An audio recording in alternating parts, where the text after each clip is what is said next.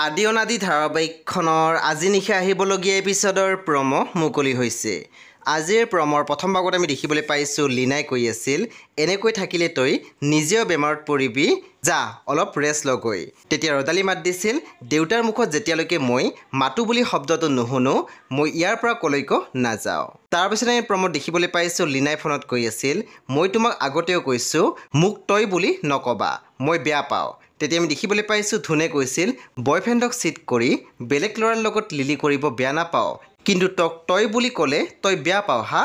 তাৰপিছতে আমি প্ৰমত দেখিবলৈ পাইছোঁ ৰদালিয়ে কৈ আছিল, সি মোক 6 বাৰ ফোন কৰিছিল, এবাৰো উঠাব নোৱাৰিলোঁ মই। সেই বন্ধু বান্ধৱীসকল, আজি নিশা 9 বজাত ৰং টিভিত আহিবলগীয়া আদি অনাদি ধাৰাবাহিকখন খুবেই বেছি ইণ্টাৰেষ্টিং হ'বলৈ গৈ আছে। সেই আপোনালোকে চাবলৈ একেবাৰে নাপাহৰিব।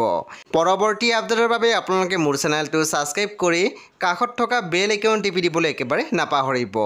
আৰু প্লিজ আপোনালোকে মোৰ ভিডিঅ' এটা লাইক কৰি দিব।